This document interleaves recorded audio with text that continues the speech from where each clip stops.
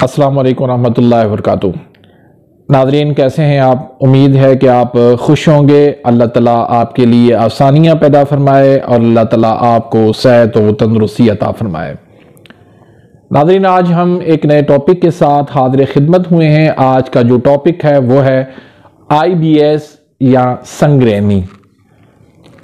ये IBS क्या है? दरअसल इंग्लिश में इसको इरिटेबल बाउल सिंड्रोम कहते हैं और तिब की ज़बान के अंदर इसको संगरेनी कहते हैं।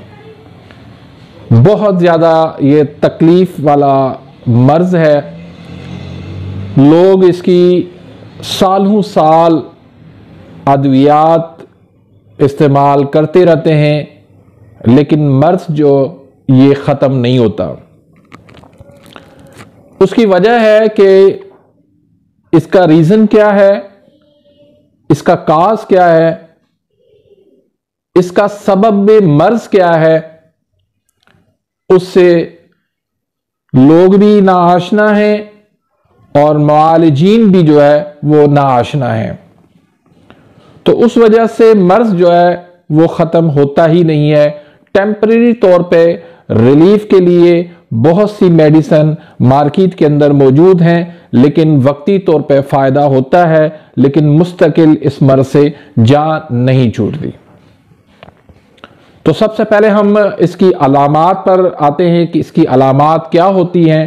तो उसमें सबसे बड़ी अलामात जो है वो इसमें ये होता है कि पाखाना जो है वो गैर मुनहज़िम और दिन में 4, 5, 6 मरतबा भी आ जाता है और कभी जो है कब्ज़ भी हो जाती है, कभी जो है वो पाखाना उसको हम कह सकते हैं कि कच्चा पाखाना वो आ जाता है और इससे फिर मरीज़ के मुंह के अंदर जो है वो छाले बन जाते हैं और जिससे मरीज़ को बहुत ज़्यादा तकलीफ़ होती है। खाना पीना भी जो है उसका बड़ी उसको तकलीफ़ होती है, खाने पीने में भी, और जिस्म जो है वो कमज़ोर हो जाता है और देखने में जो है मरीज़ वो जो है बहुत यानी कमज़ोर नज़र आता है।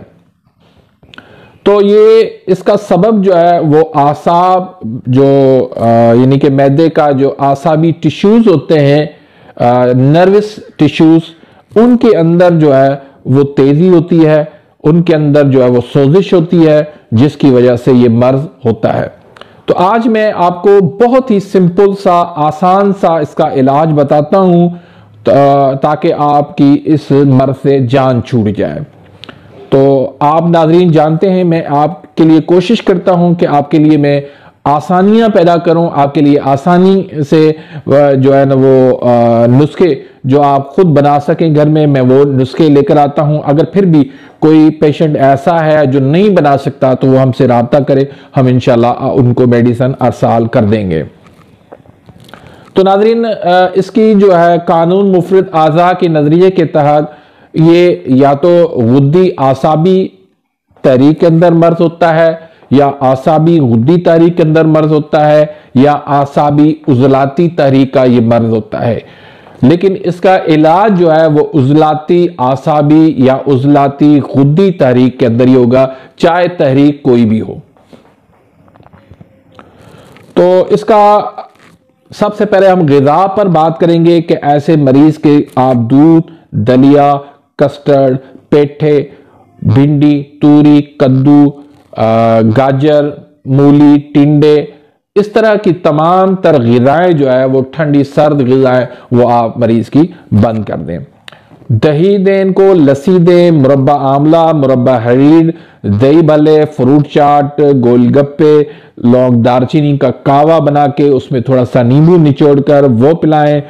उसके अलावा आलू है, मटर है, गोभी है, बैंगन है, अचार है, पकोड़े हैं, इस तरह की ग़िज़ा जो है वो मरीज़ को आप दें। इस तरह फ्रूट के अंदर किन्नू है, जामन है, फालसा है, जो है ना फालसा है, आलू बुखारा है, नींबू जो है ना ज़्यादा मिकदार में दें। तो इस तरह की आप ग़िज़ा मरीज़ को इस्तेमाल करवाएं। तो उसके साथ साथ आपने 2 नुस्खे जो है ना वो बिल्कुल सिंपल हैं, आसान से हैं, वो आप बना के मरीज को दे तो अल्लाह के फजल करम से इसका सालों का मर्ज जो है वो चंद दिनों में ठीक हो जाता है।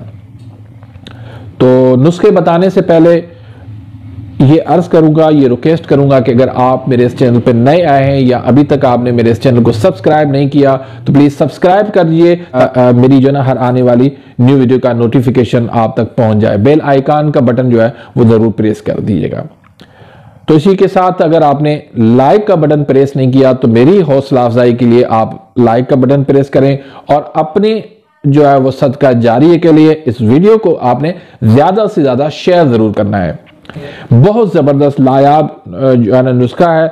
उसके अंदर मिर्च है सुर्ख जो है वो 12 तोला, राई है 12 तोला, कुश्ता फौलाद है 4 तोला और कुचला कुश्ता है वो 4 तोला और सिम्बुल फार है 2 माशा। इसमें जो है कुश्ता फौलाद और कुश्ता कुचला मुदब्बर भी इसको कहते हैं, तो ये आप खुद बना सकते हैं तो बना लें, नहीं तो ये अशरफी कंपनी का बाजार से मिल जाता है, वो आप इस्तेमाल करें। तो सबको बारीक करके आपने सिम्बुल फार को अलग पीस के इसमें मिलाना है। ये उजलाती गुद्दी मिजाज का जो है ना ये नुस्खा है। नहायत आला दर्जे का मकवी जिगर है, मौलद हरारत गरीजी है और जिससे जिगर गर्म होकर मैदा अमा के अंदर जो रिया बनती है उसके लिए बहुत ज़बरदस्त है। भूख जो है वो मुकम्मल खुल जाती है, रिया से पैदा होने वाले अलामात जो है वो दफा हो जाते हैं। री दर्दों के लिए भी तरियाक से कम नहीं है। तो एक नुस्खा ये आप इस्तेमाल करवाएं। इसको आपने जो ना बारीक सफ़ू बना के इसके 500 mg के कैप्सूल बना लें या छोटी गोलियां बना लें, नखूदी गोली। तो ये सुबह दोपहर शाम एक एक दे दें। अगर ज़्यादा मसला है, बड़े एज के हैं, तो उनको आप 2-2 गोलियां भी दे सकते हैं। दूसरा नुस्खा है सफ़ू संगरेनी का। उसमें हलीला जर्द है, अजवाइन देसी है और पोस्त अनार है और ये 3 चीज़ें बस काफ़ी हैं।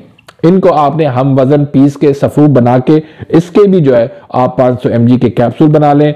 सुबह दोपहर शाम आपने लस्सी या लौंग दारचीनी के कावे के साथ आपने देना है। उजलाती आसाबी मिजाज का ये नुस्खा है, बहुत लाजवाब नुस्खा है संगरेनी का या IBS का। तो नाजरीन ये थी आज की वीडियो। उम्मीद है कि ये वीडियो आपको पसंद आएगी। अगर पसंद आई तो इसको शेयर करना मत भूलिए। अपनी दुआओं में मुझ नाचीज को याद रखिए। मिलते हैं इंशाल्लाह नेक्स्ट वीडियो में, तब तक इजाज़त, अल्लाह हाफिज।